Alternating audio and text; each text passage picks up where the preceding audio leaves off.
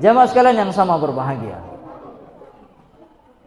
tahukah Anda bahwa panitia Isra Mi'raj yang pertama itu adalah Abu Jahal? Di pagi hari Abu Jahal lewat, dia lihat Rasulullah SAW sedang duduk diam. Kemudian Abu Jahal menyapa, "Wahai Muhammad, adakah sesuatu yang ingin engkau sampaikan kepadaku? Adakah sesuatu yang ingin engkau sampaikan kepada orang banyak?" Apa kata Rasulullah? "Na'am, usriya bi lailatan." Iya, saya ingin menyampaikan bahwa tadi malam saya diperjalankan oleh Allah Subhanahu wa taala. Abu Jahal bertanya, "Ila aina?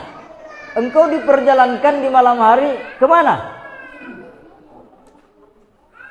Rasulullah menjawab, "Minal masjidil haram ilal masjidil aqsa." Saya diperjalankan dari Masjidil Haram menuju Masjidil Aqsa.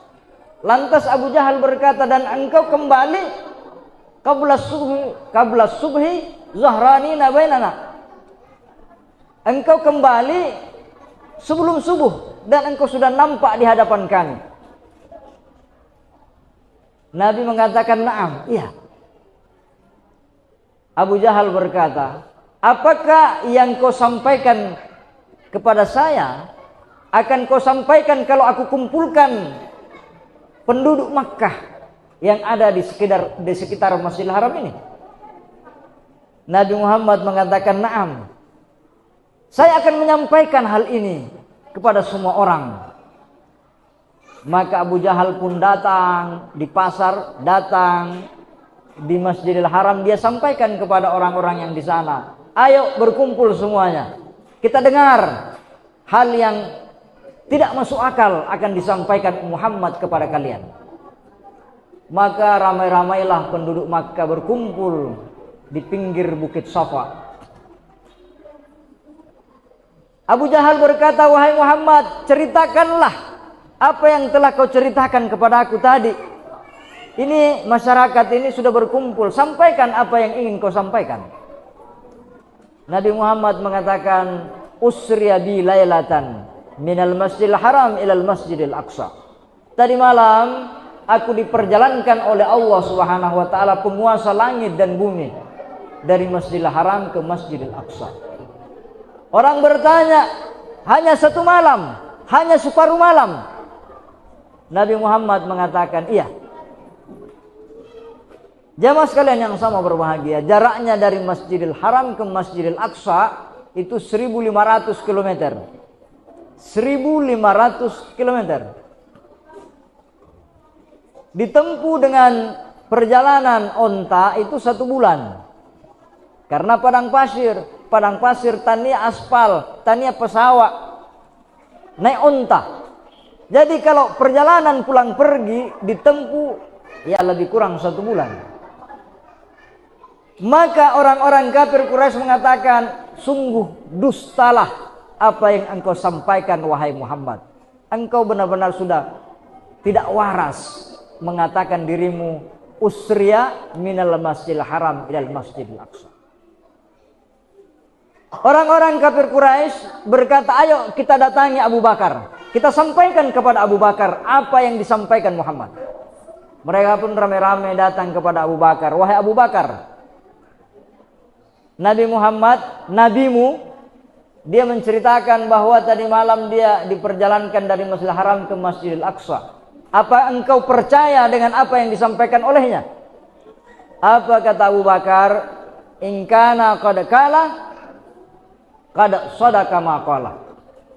Jikalau adalah dia mengucapkan apa yang kalian sampaikan, maka sungguh benarlah apa yang dia katakan. Saya akan percaya yang lebih mustahil daripada hal itu. Jamaah sekalian yang sama berbahagia. Maka dari situlah disebutlah Abu Bakar sebagai As-Siddiq, orang yang senantiasa membenarkan. Pada saat itu datang pula seseorang yang bertanya kepada Rasulullah, wahai Muhammad, muak macam atau ngango, coba angkat kakimu sebelah. Ya, Nabi diangkat kakinya sebelah. Coba angkat lagi yang sebelah. Nabi bilang, kalau saya angkat ini yang sebelah, ya saya jatuh. Ada bilang, alangkah dustanya apa yang kau sampaikan. Satu jengkal dari tanah, engkau tidak bisa meninggalkannya. Bagaimana engkau bercerita, engkau langit, engkau naik ke langit, engkau berjalan dengan begitu cepat. Jamaah sekalian yang sama berbahagia, Rasulullah menyuruh orang ini, datanglah engkau kepada Ali bin Abi Thalib, maka Ali bin Abi Thalib akan menjawab apa yang engkau tanyakan kepadaku. Berangkatlah orang ini menuju Ali bin Abi Thalib. Apa yang terjadi? Orang ini mempertanyakan hal itu kepada Ali bin Abi Thalib. Abi Thalib mengambil pedangnya, dia tebas lehernya. Maka para sahabat marah. Engkau disuruh oleh Rasulullah untuk menjawab pertanyaan orang itu. Kenapa engkau jawab dengan pedangmu? Apa jawaban Ali bin Abi Thalib? Keterangan apa lagi yang akan saya berikan? Nabi Muhammad saja dia tidak percaya. Bagaimana kalau saya yang menjelaskan? Tentu dia lebih-lebih tidak percaya. Nabi menyuruh orang itu datang kemari. Jawabannya orang bodoh adalah sekali ini patenya. Supaya ndangi ditulis. Jamaah sekalian yang sama berbahagia. Apa yang bisa kita ambil dari kisah ringkas ini? Bahwa Rasulullah SAW dia salah satu sifatnya seorang nabi itu adalah at-tabligh, menyampaikan. Menyampaikan meskipun sesuatu yang akan kau sampaikan akan dimentahkan orang, akan ditolak orang, dan akan didustakan orang. Nabi yakin bahwa tidak ada orang yang bisa percaya pada zaman itu. Mana ada orang bisa berjalan dengan begitu cepat. Apalagi naik ke langit, belum ada pesawat ulang-alik, belum ada Apollo, belum ada pesawat terbang. Tiba-tiba ada orang yang bisa naik ke langit.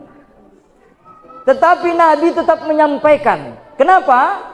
Karena sifatnya seorang Nabi adalah at-tabligh, menyampaikan apa yang diperintahkan oleh Allah, dia sampaikan kepada umatnya. Suka atau tidak suka. Yang kedua, bahwa Isra Mi'raj ini adalah ujian keimanan kepada kita. Kita percaya dengan adanya surga, kita percaya dengan adanya neraka, tapi tidak pernah kita lihat. Kita percaya dengan adanya arsy, kita percaya dengan adanya Lauh Mahfuz, kita percaya dengan adanya alam barzakh, meskipun kita belum pernah ke sana. Nah, kenapa kita tidak percaya dengan adanya Isra wal Mi'raj yang dijalani oleh Rasulullah sallallahu alaihi wasallam? Apa tujuan intinya Isra Mi'raj? Tujuan intinya adalah menunjukkan betapa tingginya kedudukannya Rasulullah sallallahu alaihi wasallam. Nabi Musa alaihissalam dia diberi gelar Kalimullah. Nabi Ibrahim diberi gelar Khalilullah, kekasihnya Allah, orang yang bisa ngomong dengan Allah.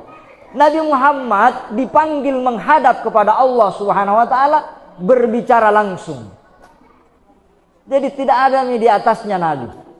Ketika Nabi sebelum Mi'raj ke langit, ketika sampai di Masjidil Aqsa, beliau menjadi imam, Sayyidul Awwalin wa Sayyidul Mursalin. Mulai dari Nabi Adam sampai Nabi terakhir, dialah yang menjadi imamnya. Jadi Isra Mi'raj itu intinya yang pertama adalah menunjukkan betapa tingginya kedudukannya Rasulullah sallallahu alaihi wasallam. Allah menyatakan, Subhanalladzi asra bi 'abdihi. Nabi Muhammad diaku sebagai hambanya. Kita yang mengaku saya hamba Allah. Ini dio Abdullah. Atanna pun Allah Ta'ala, atamalabina pun Allah Ta'ala. Siapa yang ngaku? Dia. Sama dengan santri saya biasa bilang, kalau saya bilang, wah ini santriku ini, berarti saya bangga dengan kamu. Tapi kalau kamu bilang saya muridnya, belum tentu.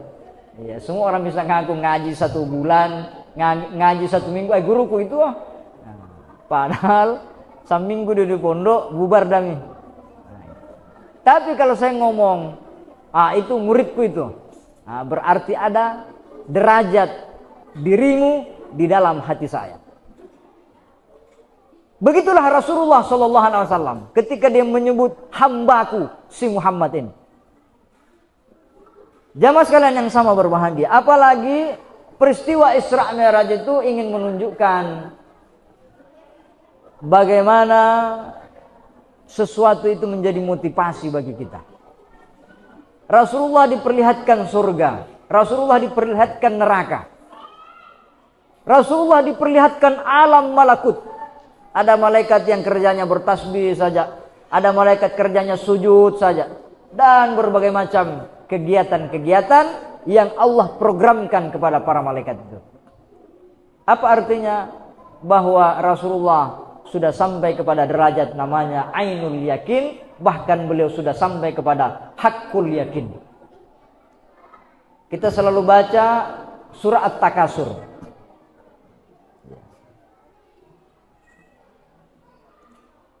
Ada namanya ilmu yakin. Kita percaya dengan adanya surga, kita percaya dengan adanya neraka. Kenapa? Karena kita baca Al-Quran, kita baca hadisnya Rasulullah, kita dengar dakwah-dakwah, maka kita percaya adanya surga neraka. Rasulullah dia lihat surga, dia lihat neraka, diantar jalan-jalan oleh malaikat Jibril. Maka dia derajatnya bukan ilmu yakin, tapi ainul yakin, bahkan hakul yakin. Kenapa hakul yakin? Nabi jalan-jalan, ndangi sanggak naita. Jamaah sekalian yang sama berbahagia. Kemudian yang terakhir, inti yang selalu diulangi, bahwa salat itu adalah perintah yang istimewa. Ketika Allah memerintahkan salat, Allah serahkan langsung kepada Rasulullah, tidak hanya melalui firman Allah Subhanahu wa taala. Apa itu salat? Salat itu adalah silatum bainal abdi wa rabbi, tersambungnya seorang hamba dengan Tuhannya. Mu'melo connect dengan Allah Subhanahu wa taala, maka gunakanlah media salat itu untuk menyambungkan dirimu kepada Allah. Sama halnya di sana ada tower, kita punya HP dan kartunya. Tapi mau andande pulsana, ndang gunana iting HPO. Apa maknanya? Kita hanya orang Islam, kita mengaku beriman, tapi mau andang sembayang, berarti andang dia pulsana, ndang malah berkomunikasi dengan Allah Subhanahu wa taala. Jamaah sekalian yang sama berbahagia, cukup apa yang sempat saya sampaikan. Mudah-mudahan kita diberikan kesehatan di bulan Rajab ini, kita bisa masuk di bulan Sya'ban, dan kita dipanjangkan umur, diberi kesehatan, bisa berjumpa dengan Ramadan. Ketika kita memperingati Isra wal Mi'raj, artinya kita sudah berada di ujung bulan Rajab. Apa artinya?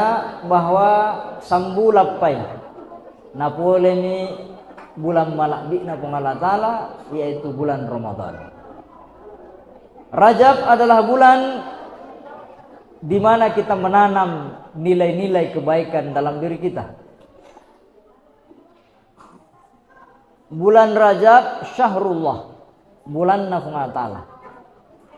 Wa Sya'banu syahri, dan bulan Sya'ban itu kata Nabi bulanku. Wa Ramadanu syahru ummati, Ramadan itu bulannya umatku.